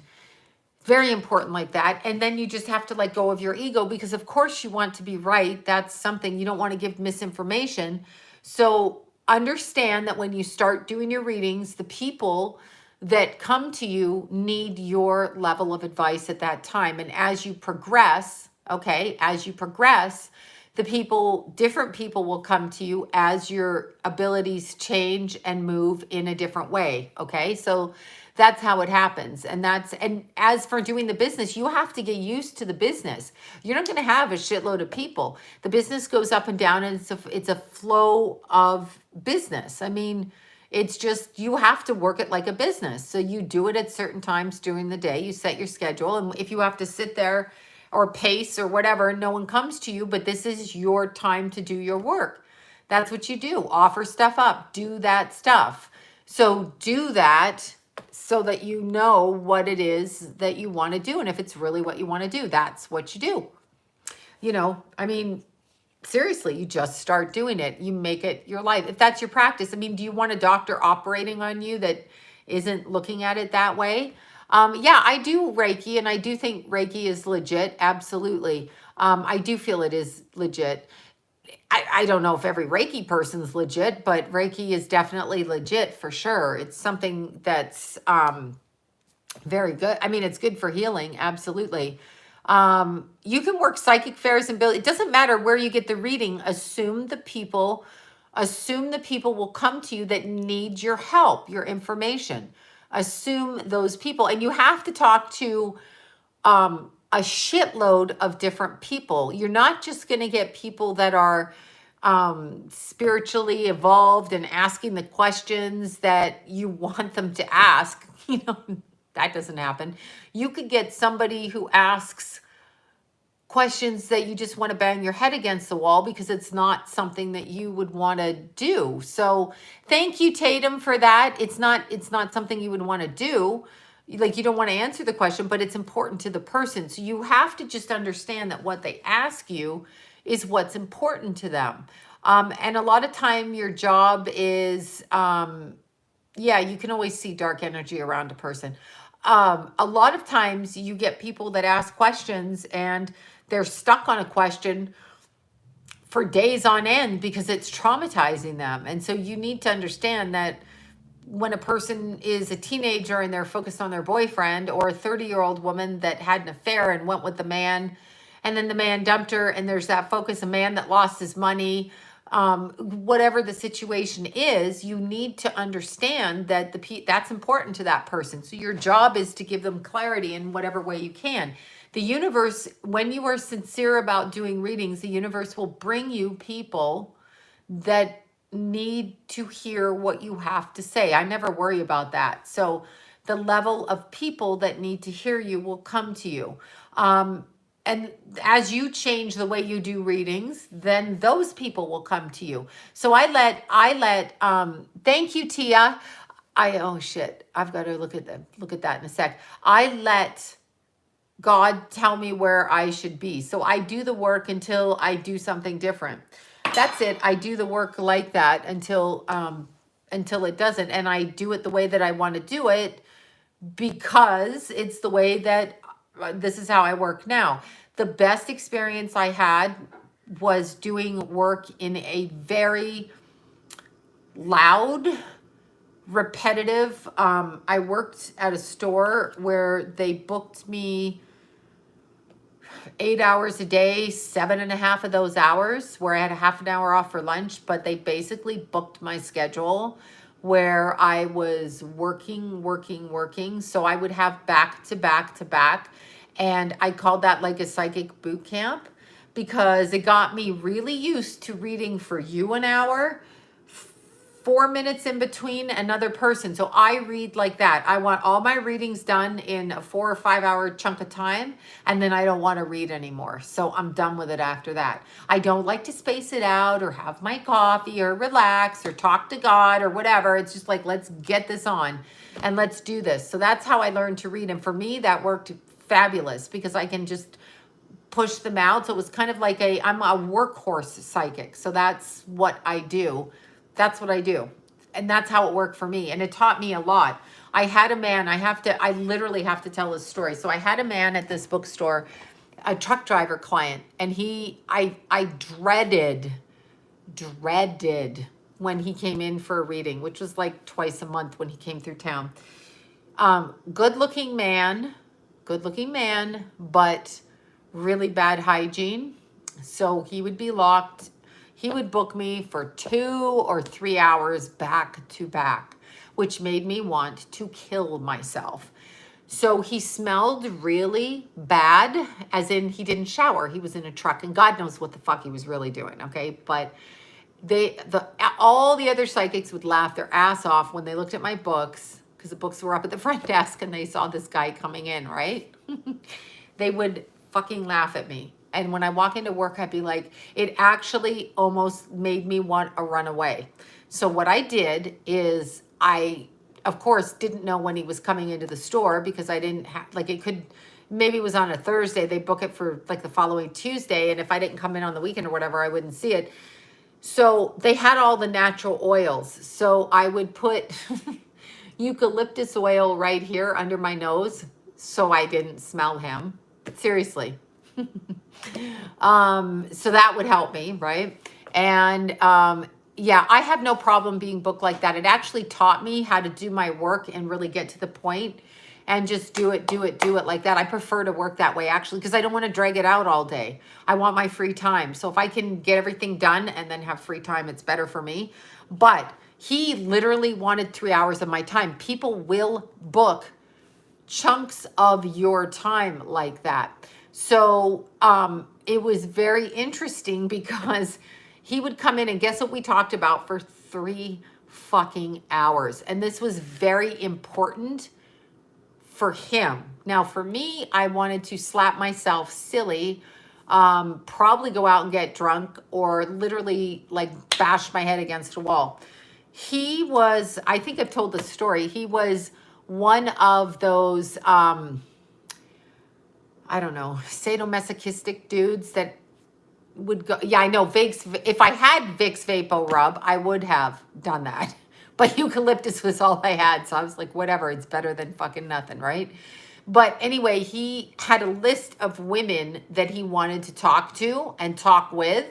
And meaning he wanted to bring them into his sex life. So he would be like, I'm going through Austin, Texas in a week, and I'm talking to this woman, and which one should I bring on as a sex partner? Literally for 3 hours. He would give me birth dates, like, September 3rd, 1970, whatever. And her name was Susan, and this one, and then to bring in a guy friend. And so I was like, motherfucker, what do you want to know? I know, but see, it sounds terrible, but this is what he wanted to know psychically. I'm sure it was for who would get along with him best. I'm sure it was that was his style of dating. Okay. Thank you. Arciela. Jesus, why do I say that wrong? I'm sure this was his style. Yeah, it was a man. He was a man, but it was his style of relating. And then the next month he would come back and he would tell me which ones worked out, which ones were in his group of whatever the hell it was he was doing. But see, that's the part. It's not my place to judge. Oh, I would talk anything. Like, I've had people say shit to me. You have no idea what people ask in psychic readings. You have no idea. You have no idea. You literally have no idea. It's not airy-fairy spiritual stuff. It's real life stuff. Happy Mom, thank you so much. It's literally anything that you can imagine. I have porn actresses as clients. I have people going through sex change operations. I have people that date other people that have wives and kids that do this. I have people that commit crimes. I once was sitting with a client of mine who was a client for a lot of years, and she was asking me about somebody, and a dead guy showed up at the reading. The dead guy showed up, and so there was a dead guy there, and I said, he's standing beside you. And I wasn't the only psychic that got this. Deanna got it as well. But the dead guy was somebody that she'd actually helped to become dead. So I was literally talking to the murderer of the dead guy that was standing in front of me. And I was like, oh, fuck me. What? It was just the weirdest thing. Okay, dark energy. I'm going to answer that one. And let's look at this. Okay, can't wait to get mine done. Let's see. I'd like to say I had other great coffees. Okay, thanks for sharing. Thank you. Okay, oops. Okay, so I was just like, wow, she actually had this guy killed, and he's standing there telling me that. Then there was another one, and this guy literally was in my house, And he was talking about his lover, boyfriend. And then he started talking about, oh, he was mad. He wanted her fucked up. She did get fucked up after that, but not by me. Um, oh, he was haunting her. That's why he showed up there. He didn't show up. He showed up for 3 of us psychics, okay? Like 3 of us. We all talked to each other and we're like, mother. Finally took me that time to understand that she was like mafia because it wasn't showing. She was very good at people wear masks. People lie all the time. People will argue with you. Remember this when you start your readings. People will argue with you about what you pick up. You have to trust yourself. They'll go, no, nope, that's not right. No, no, no, no, whatever, like that. Okay, fine. Fuck you, no, it's not right, but I'm going to trust what I get. So here's what I'm saying, and I'm saying it to you, and if I'm wrong, I'm wrong. I have no problem being wrong. Thank you, Cassandra. So this guy showed up, but the most interesting one I had was when a guy came to my door, and he was like in his 40s, and he was a referral of somebody else. And he sat down, he's talking about his boyfriend, sitting right at my kitchen table, the same one I'm at right now, that this is the one I've read off for 25 years. So I get the table at the studio. Yeah, so anyway, oh, people lie. People lie all the fucking time. They wear masks, they're fake. I can see who you are. You can tell me and we can keep your delusion all you want, but don't think I don't know. I may choose not to say anything to you, but I know. Anyway, this guy sat down and talked about his boyfriend. So I get this image of a kid and I'm like, do you have a son? You know, and I'm describing and listen to this. That's my boyfriend. And I'm like, but I'm seeing like he's like 12. And he's like, yeah, he's the neighbor's son and we're in love. Okay, so I'm talking to a 40-something-year-old man who's talking about a 12-year-old boy. So at this point, I want to go grab a kitchen knife and stick it through his fucking face, right? This is what I want to do. So as I'm sitting there, I finish the reading for him because he's in my house. So what am I going to do? He leaves, he pays me, and that's all good. I go upstairs, I take down his license number. This is probably 20 years ago. And I literally phone the police and I report it because he mentioned the 12-year-old. Of course, I didn't see him again and I never said anything, but I did that. But yeah, at the time, I don't think we had cell phones at the time. Yes, I just said I called the police. When he was pulling out, I wrote down his driver's license number. From my bedroom window, I can see when you park in the driveway. So I was able to see the car and I wrote the number down and I called the police. But my point is, yes, I took it. Well, you wouldn't take his money. I took the money for having to sit there for an hour. He paid. I was not going to let him know I was going to report him, obviously. Anyway, yeah, no, people say all kinds of shit. So I did say to him, maybe we need to look at why you feel the need. Now, I still tried to help him. Maybe we need to look at why you feel that that's a dating relationship as opposed to childhood sexual abuse. You know, maybe we should look at that.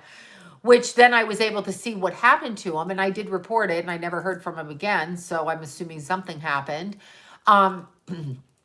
But it was interesting. I've had a few people that do weird ass shit like that. And I had a woman that actually called me while the police were chasing her, while she was on the TV being chased by the police on the freeway in Los Angeles. That happened many years ago. That was one thing that happened. I've had several things like that happen. I've had people call me as they're getting onto an airplane. I've had people call me from jail. I've had clients ask me to bail them out of jail, which I have. Those are more my young prostitute clients. So I've had, you know, when they get in trouble, I've had clients call me shit-faced, high, drunk in the middle of the fucking night, you know, God knows what's going on. And I've had clients call me where they're getting beaten up and I've had to get in the car and go stop that shit. These are not one-time clients. These are people I've known. So, I mean, there's all kinds of stuff like that. I've dragged my kids and husband into the car to go stop people from getting beat up in the middle of the night. These are clients that are, you know, in working girls and stuff, and they don't have another number to call where they feel like they can trust you.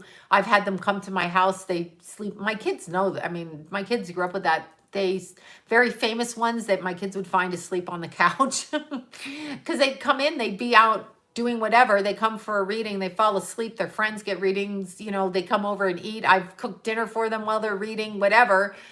Just, I mean, it depends on the person. So your job as both a psychic and a healer is a little bit, I don't take it like, oh, it's an office and I'm serious and you should, I work the way I work. So you have to work the way you work. So what is comfortable for you to work the way that you work? So like I've had people come to me when I'm hiking, which really does piss me off because I want my hiking time, but where they're in the middle of a domestic violence relationship and someone's told them I'm psychic and they're having a huge problem. Oh, there you are again. Okay. Oh my God. Okay. That's Arciela. I've got to see what she says. Okay. All right. It's all right. People have called me different names. All Arcelia. Arcelia. I hope now that's right. It's a beautiful name, and I know it means something like a shooting star is what it feels like to me, actually, that name. I had people come to me on the trail, and especially women that have been in domestic violent relationships, and they'll keep up running, and suddenly they're sobbing, they're going through a divorce. So at that time, against my will, meaning it's my hiking time, I just sometimes wish I would not stop, but I turn around and stopped. And yes, I've donated readings my entire life. I do my charity privately, and I do it to whom I feel needs my help. And I'm the one that judges that. I don't allow people to tell me what I need to do to be, donating, because people do that all the time. Do you know what I'm saying? They're like, oh, you should donate to this or that. No, I work with people that I know personally in my personal life, not strangers, people that need my help, that ask me, and maybe not asking me for psychic readings, but I use my psychic stuff to help them. I don't give to huge charities, as I've said. I give to people that I know or that I come across. Maybe I don't know them, but I come across them in my day-to-day life because that is important for me to do. That is my, if you want to call it charity or helping, I'd rather help somebody in my neighborhood than send it to, a bunch of people that are ripping everything off. So I help people directly, and I do things like buy groceries for people and do that kind of thing. That's the stuff I do. If you need something, I'm going to bring it to you. If you want something, I'm going to help you. I'll drop it off at your door. I'll do it. I'll babysit, whatever it is, I'll take your dog for a walk, whatever. If I know you, I'm not giving to big charities because I'm not doing that. I don't agree with that, because you don't know where your money goes and you're just throwing it there so you don't have to do the work. And yes, I like to avoid people too. But what I was going to say now, I forget who it was that just asked me how to clear negative energy. So the way, and the only way that I know how to clear negative energy, okay, for me personally, all right, I swear to you, this is how I do it. I always pray to God, always. And I ask God to protect me. That's just what I've done since I'm a little girl. That's what I do, okay? I have selenite at my front door, but more importantly, every single day I meditate, literally, crown chakra all the way down in the shower, 3 minutes in the shower. I mean, put your conditioner on your head and do it if you must, or put whatever. So I imagine the water coming through my crown chakra all the way down, all the way down. Oh my God. Thank you so much. I said it right. Okay. Arcelia. Oh God. Now I just said it fucking wrong again. Oh my God. Excuse me. I ate so many onions that I stink. Now I stink. But I loved onions. Anyway, I stand in the shower and I imagine my crown chakra all the way down, all my chakras, and the dirt going out through the bottom of the shower. I don't sit in a bath to do that, okay? Because I'm just not going to sit in a bath. So I do that. I take, if I'm really feeling like energy is stuck to me, in the shower, I literally take Himalayan salt, coconut oil, and then vinegar. And I go like this on my body. I do not shave first because it stings when you shave. I shave after. Yes, onions are fabulous for that, but I eat them too. I can't help it. Purple onions, I love them. So I do that. The other thing that I do that I believe is incredibly important for clearing negative energy off of oneself is to exercise in nature, period. To exercise outside in nature, period. Okay?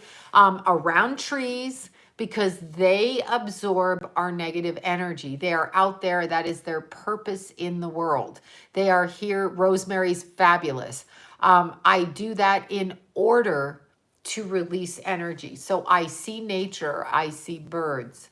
I do that. The other thing I do is to keep my body in as best shape as I can. I try not to overindulge in things. I try not to do stupid shit because I want to keep my strength in a certain way. So I do that.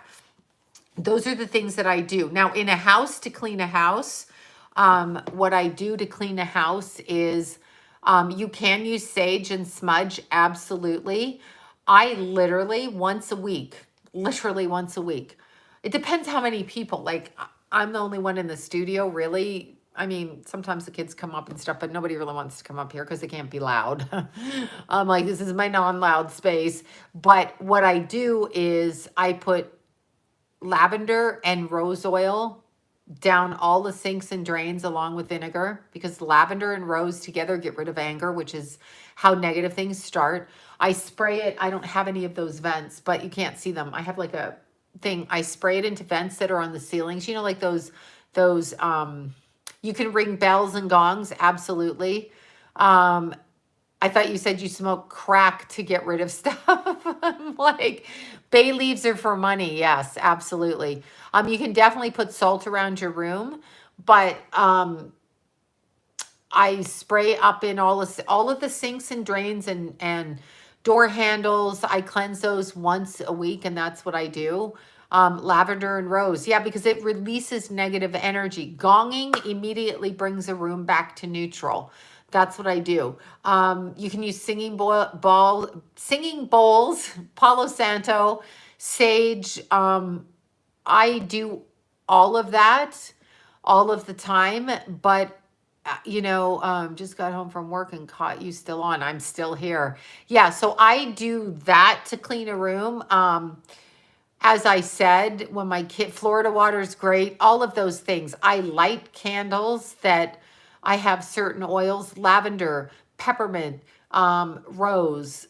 It depends. I mean, I don't mix them all together, but anointing oil is great as well. I mean, as long as it's positive.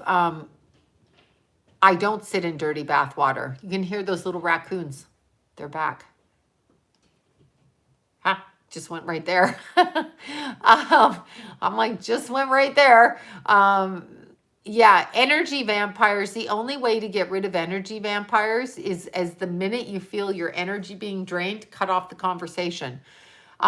Just cut off. I think they're really cute. But yeah, cut off the conversation.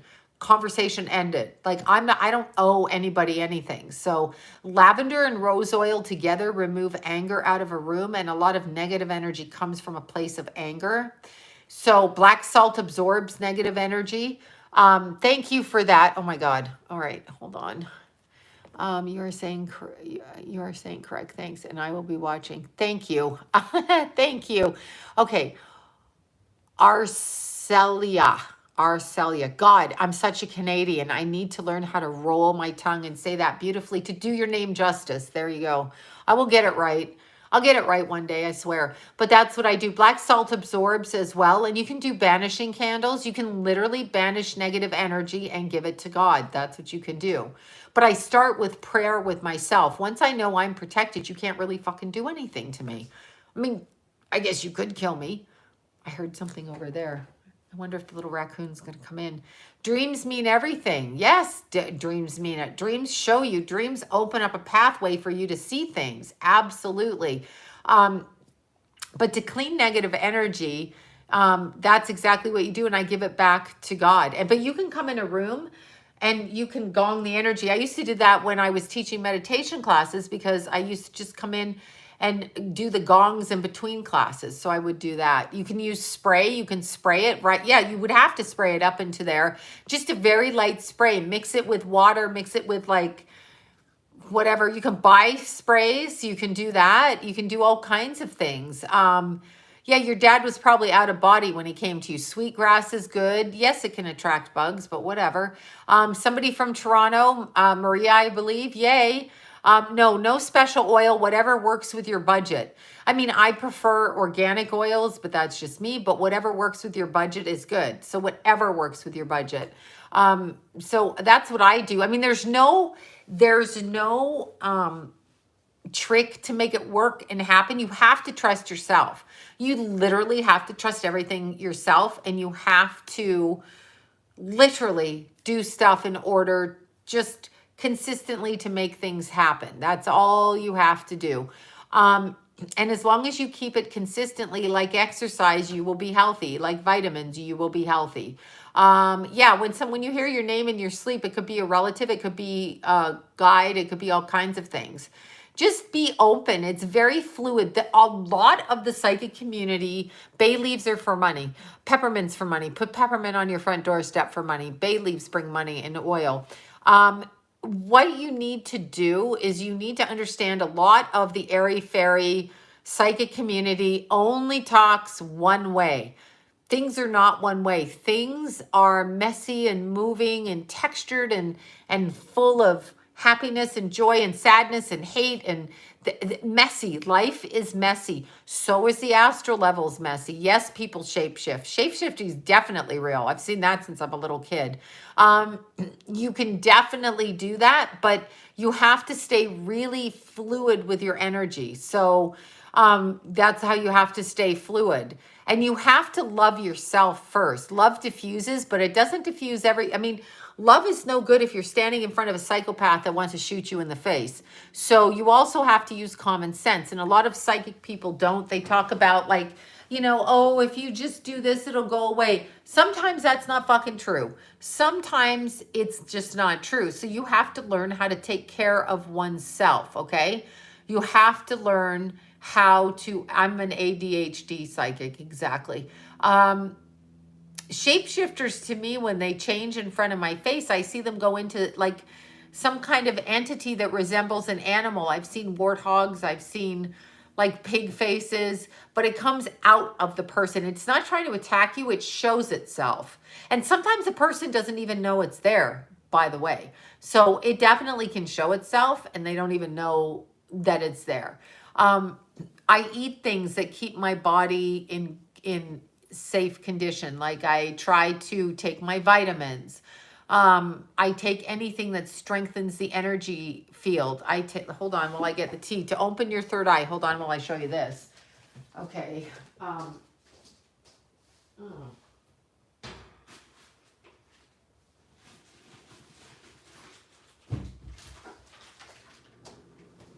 It always comes to my mind last minute, but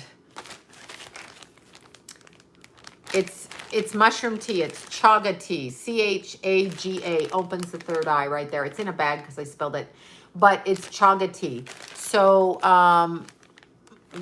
that's what it is. It's 100% organic mushroom powder. I put it in my coffee. I put it in my tea, but it opens the third eye. I mean, and you want to meditate every day, so you want to raise your vibration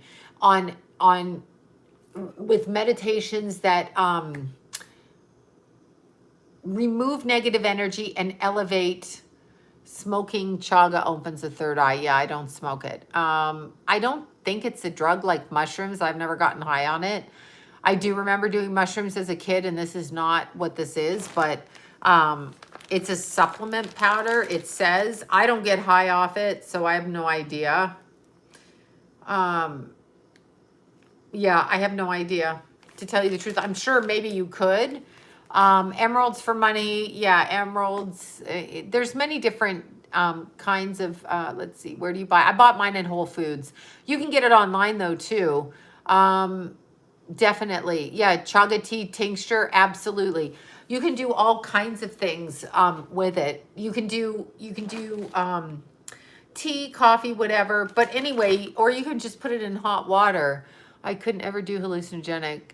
Yeah, well, I enjoyed them, but I couldn't do them right now. Let me see. Okay, yeah, so that's what I would say. But that's what I was saying. A lot of people in the airy-fairy community, in the psychic community, they're all like, everything is good and, like this. It's not. It's just not. You have to see reality. You just have to see reality. You have to see reality. It's real. You don't need to judge reality. I don't need, to accept it, but I got to see it. Like, how do you know if you're going to get hit by a car if you don't even acknowledge the car driving towards you? It's like children die. I don't know the karma to that, but we're not in a godlike place here. And I'm assuming the souls, for some reason, came in to expel karma. Sometimes it's like that. Sometimes it's other people's karma. It just really depends, actually, on the people. So it just really depends on that. But I can miss that. The third eye is your ability to be clairvoyant, to see, to be clairvoyant is the third eye. Yeah, so there you go. Psychic, but okay. Yeah, chaga tea. It opens the third eye. Oh God, excuse me, guys. I'm getting so tired. Let's see. No, I don't believe. Well, there's probably 400 signs. I'm a traditional astrologer in that I believe in the traditional astrology, just because they throw another sign. I mean, there used to be only 4 seasons in astrology. I read the way I read and I love it. So that's the way I've been taught. And I'm just because they tell me there's another planet that mixes up Sagittarius into Capricorn, etc. I don't know what to say. I'm not going there with it. I'm keeping it the way that I'm comfortable reading because it's going to come through psychically anyway. So, that's how I'm going to do it. All right, you guys, I'm so tired right now tonight, but I got to answer. I've got about another hours of work. So I love Chinese astrology. I'm not very well versed at it, but I love it. I mean, I find it very interesting. Happy New Moon Day. Happy Taurus birthday. All of those things. It's New Moon and Taurus Day. Remember, oh my God, put your crystals outside tonight. Put them outside or by a window where they can absorb the new moon. New moon is to be newly pregnant, to bring forth the idea of creation. So write down what it is you want to see happen in the next cycle, okay? So in the next cycle, meaning the next 2-week period between the new and full moon, write down like 3 or 4 or 5 or 10 or 1,500 things. I'm kidding. 3 or 4 will probably do. Write down them, speak it to yourself, speak it for the next 3 days, right? Put your crystals in the light to absorb, and then just start focusing, start taking action, and see what happens by the time the moon is full with it. Do that. Okay. Do sleeping pills block visits? They could. It depends what kind of sleeping pill. But I mean, if you can stop the visits, you can say, don't do that. I've screamed at them. I don't fucking care what you're trying to say to me. I don't care. I don't care. Like, I'm sorry. I don't have to be on for these dead people. Once they know someone can hear you, they start bugging. You don't have to answer every question, just like you don't have to answer everybody that comes to your door, everybody that talks to you in the mall. You don't have to talk to all of them. Thank you, Shannon. Oh my God. Thank you so much. I appreciate it, all you guys, all you super chatters. Your crystals that you have in your house, like my Moldavite guy here, that Lila found because I lost it, right? Like this. You put them in the windowsill or outside in the backyard, and you put it there, and you just let the sunlight and the moonlight absorb it, the new moonlight, not the sunlight, but you do that. That's what you do because it cleanses the crystals. That's what it does. So you cleanse them. Unless you don't want to, then don't, and it's perfectly fine. But thank you guys so much. Baltimore here. Love from the UK. Hi. You always have to distinguish boundaries, always. And I'm blunt about it. Maybe people don't like it, but I don't know what to say. Yeah. I mean, nobody works 24/7, okay? Nobody does, unless they're lying to you or they're workaholics, maybe. Could be something Australia, all of that, Seattle. Sleepwalkers can be very psychic. Amethyst is great. Thank you, Erica. Thank you so much. I have no idea what the hell you guys are talking about. London, all of this. Oh my God. Yes, absolutely. You can definitely put crystals in water, but you have to watch which crystals to put in the water, because like selenite, you don't want to put in water, certain crystals, and you don't always want to put a lot of salt on them either, because salt water is good and then to rinse them, but not every crystal needs to be in salt water either. You can also put them in the dirt outside. You can smudge, put sage over them. I use, and I've got to look, where is it? It's that big amethyst crystal back there. I will put other little crystals on it because amethyst charges them. I use my selenite charging plates to put my crystals on. That's what I do. That's the stuff I do. So that can charge them too, but you can charge them in a number of ways. You can do Reiki on your crystals and cleanse them. Oh, mwah, love you guys. I'm out of here. I'm out of here because I have to finish this work and I know I'm going to be sleepy. Okay, bye you guys. Yes, selenite cleanses other crystals. Definitely. I have selenite thing. Bye you guys. Thank you so much. I'll be back. Have fun. Go outside. Enjoy the sun. Oh my God. Wait, we forgot one other thing.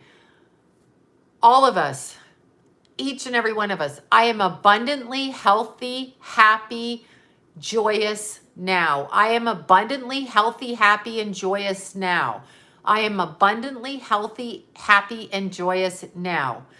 We can all pray for everybody to be abundantly happy and healthy now and joyous now. That's what we can do. Okay, bye you guys. I'm out of here. Bye.